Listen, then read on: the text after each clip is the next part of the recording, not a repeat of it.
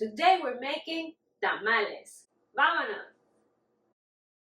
Amigues, it's September, and September is a month full of celebrations. In September, on the 16th, we celebrate our Independence Day. But from the 1st to the 30th of September, everywhere you go in Mexico, you'll see Mexican decorations, and most importantly, you'll find lots and lots and lots of traditional food. September is definitely one of my favorite months, not just because of that, but also because it's my birth month. So I thought, let's start strong. And what better way to start strong if not with vitamin T? And where do we get vitamin T, you ask? From tamales. Tamal, from the Nahuatl tamali, which means wrapped, is one of the most ancient dishes that we have up until today. The Mesoamerican cultures will prepare them for rituals and also to celebrate their festivities.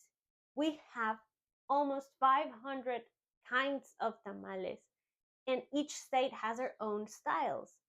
Some have fillings, some don't have any fillings, some are tiny, some are huge, like the Zacahuil from San Luis Potosí, which is the biggest tamal of them all.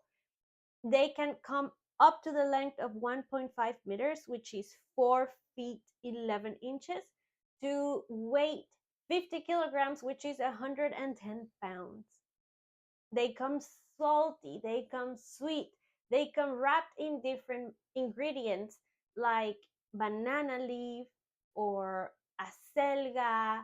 They can also be covered in avocado leaf, maguey leaf, or the one that I'm sure you are most accustomed to, which is the dry corn husk. And that's the one that we're using today. Making tamales has a lot of steps, but I'm gonna walk you through all of them and I will cover all of the basics so you can start making your own. So grab yourself a blanket and make a tamal out of yourself so you can follow along. I'm gonna start by cooking my meat. I have a little bit over 2 pounds of pork shoulder, and to that I'm gonna add half an onion and 4 cloves of garlic. I'm gonna use my pressure cooker, but you can do it in the stove. It's just gonna take a little bit longer. I'm gonna cover it with water. And of course, if you rather use chicken, you can do that too. I'm gonna cook my meat for 45 minutes in the pressure cooker. If you're using your stove, it's probably gonna take an hour to an hour and a half. So let me put all in and cover it with water, and I'll see you in a bit. To my meat, I added 1 tablespoon of beef bouillon and 1 tablespoon of salt. I'm also gonna add enough water because I'm gonna be using that broth.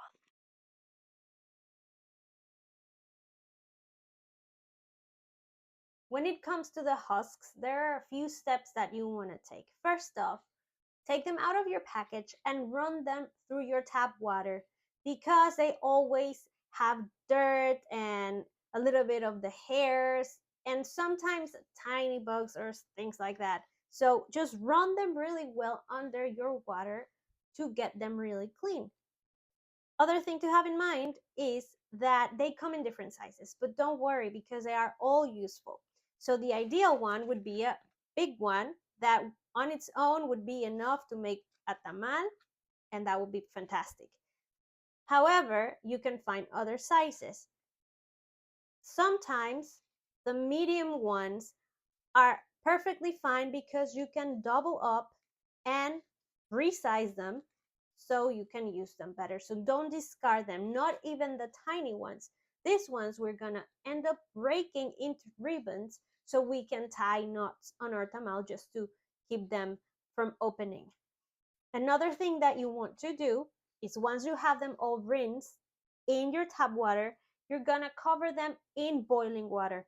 That will rehydrate them so they have more flexibility and they don't break, but also it will clean them a little bit further. So carefully, because it can get jumpy, cover them all well with hot water.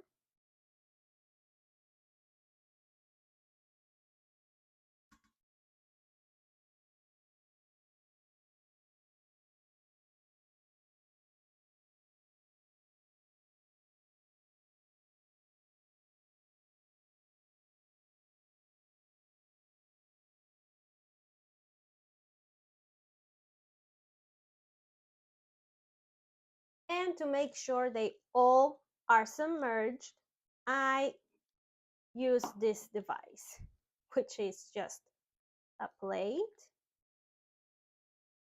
a little bowl, and my tejocote for my molcajete to get some weight. I'm gonna leave them here until the water gets cold and I finish preparing everything else. For my sauce, I'm gonna start with 1 pound of tomatillo that I've cut into pieces because I'm gonna blend everything raw. I have 1/4 of an onion, 3 cloves of garlic, and 5 ounces of peppers. I have both serrano and jalapeño, but you could use either one or the other or less. I'm gonna use some cilantro, and with the same base for a few of the tamales, I'm gonna make rajas with cheese. I have some jalapeños that I've de-seeded and cut into strips, and also I have some pepper jack. You could use mozzarella, but I thought pepper jack would give it even an extra little bit of flavor. So let's see how that goes. And now that you have your sauce, you have two options. You can either pass it through a sieve and use only the pulp because we need to avoid introducing more liquid to the tamal, or you can cook it in the stove with a little bit of oil and bring it to a boil to thicken it up. And that's what I'm gonna do. My meat is ready, and from that I grabbed 5 cups of the broth that I'm gonna use in 2 different occasions during the masa making. The first part is gonna be to hydrate my masa flour. I'm using regular masa flour, but you can use the one that it's for making tamales. The only difference is that the one for making tamales, it's grained coarser. So it's gonna build you up that structure that you want for your tamales. Once you have practice in making them, you can use a regular one and you're gonna notice the difference. I'm also gonna use 400 grams of lard, 1 tablespoon of baking powder, and salt. Before I make everything, I'm gonna hydrate my masa flour with some of this broth. My broth is still warm, so be careful and only do it with the temperature that you can resist.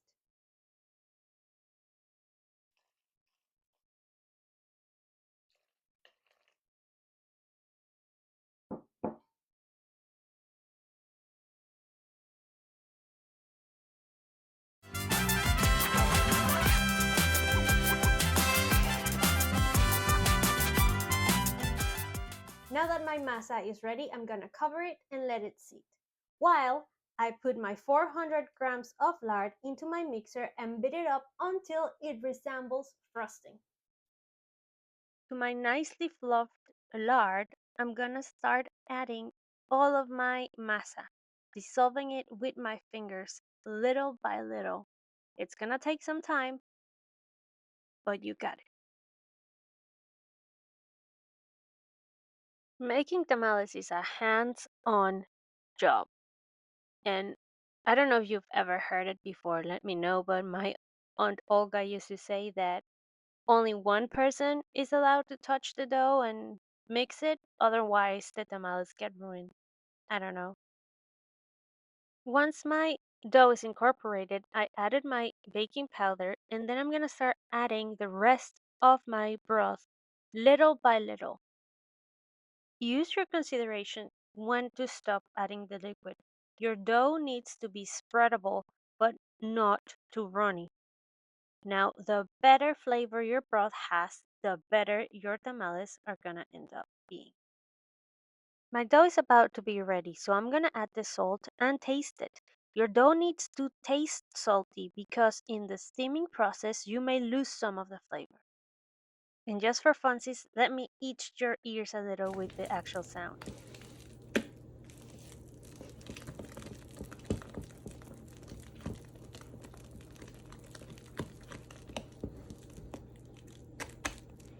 And the tia hack of today is to know if your dough is ready, you put a little bit on water, and if it floats, you're good to go. All right, so I have my assembly line to start making my tamales. This will make my life easier, especially because tamales are normally made as a team, but I'm a team of one. So I have my masa ready, my sauce is nice and thick, my meat is ready, my other fillings, my leaves, I dried them and already pre-selected the ones that I think I'm going to be using. With this amount of ingredients, I think I'm going to be able to make 20 or so tamales. So I already have the biggest ones, but also I have medium ones. I have my tools, which are a cookie scraper, the biggest one I have, which I find really useful, a bench scraper, the one with the rounded end, and my tray so I can place them as they go. So to show you how to make them, I'm gonna bring you closer, but I wanted to give you this tip in case you're doing them by yourself. Having an assembly line definitely helps. So let's get going. Here I'm trying to show you that there are two sides of the leaf. One is rough and the other one is smooth. You're supposed to put your filling in the smooth side, but I'm an idiot and I flip it the wrong way. It really doesn't make much of a difference, but if you can, try to put your filling in the smooth side. So with my cookie scoop, I'm gonna put a good amount of the dough. You can use a regular spoon, but just make sure it's a good amount. And then I'm gonna spread it with my scraper. You can use a spatula or the same spoon you're using to put in the dough. Give yourself a good amount of work area and try not to go over the edge, both top and bottom. I always overfill mine, so don't feel worried if you do. Once you have a good layer of your dough, you're gonna start adding your fillings. In this case, your pork, and add enough. You want this to be a whole meal.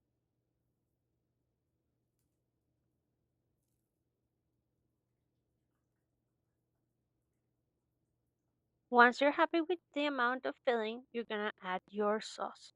As you can see, mine got nice and thick. And when you add it on, try to drain as much of the liquid as you can. Now, carefully tuck in both sides of the leaf and try to make the dough touch itself so it acts like a glue. Fold up the end, and there you have it. From this moment on, you can tie it up or leave it as is. Use the extra little leaves to make the ribbons to tie your tamales.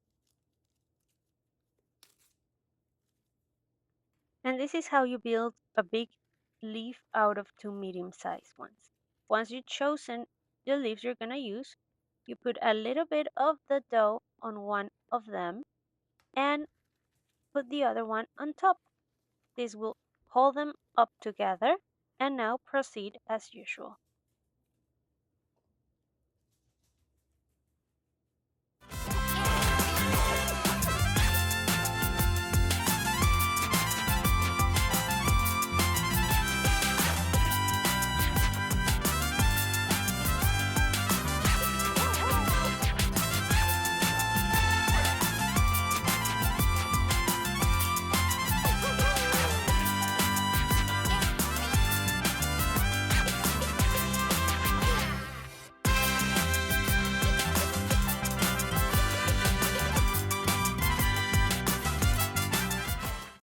Now let's make my husband's favorites, rajas.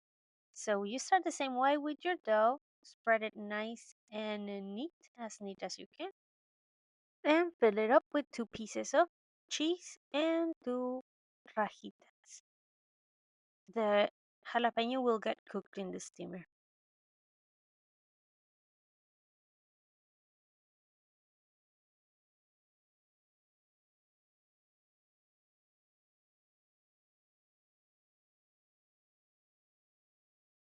Now let me show you how to cook them two different ways. On my regular pot, I have my steaming basket. Of course, the steaming basket doesn't belong to this pot, but that's what I have. That's what I'm gonna use. I'm gonna cover all the walls of the pot with the extra leaves. That will prevent the water from getting inside the tamales, but still allow the steam to cook them. So you want to make a good seal. Once you have it ready, you're gonna start placing your tamales facing up. It is important to tuck them in nicely so you don't have any mess. As you can see, I have water in the bottom of my pot, and I've seen some people putting coins or washers there to indicate that you still have water and it's not fully evaporated, which probably I should have done in this case because my water did evaporate it and the bottom of my pot turned out a little bit black and it was kind of hard to clean. So just keep an eye on your stove.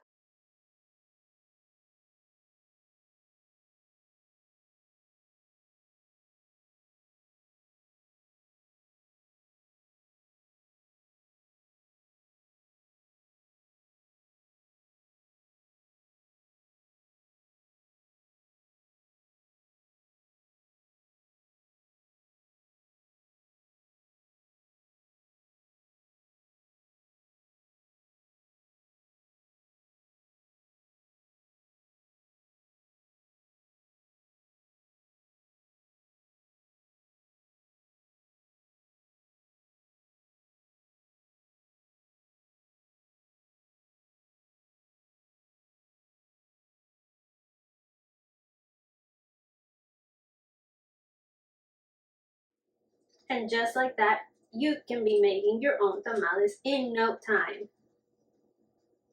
So let's see how they are. I got one of each, and on my cheese and rajas, I like to put some cream on top. They're piping hot, but I couldn't wait. Mm. It's really good. Just make sure to put them all facing up because the cheese does melt and goes out of it. Let's see how about the pork one.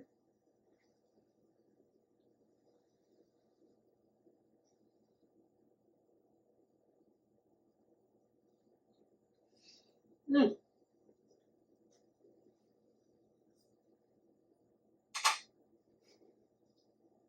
It's hot, but it's delicious.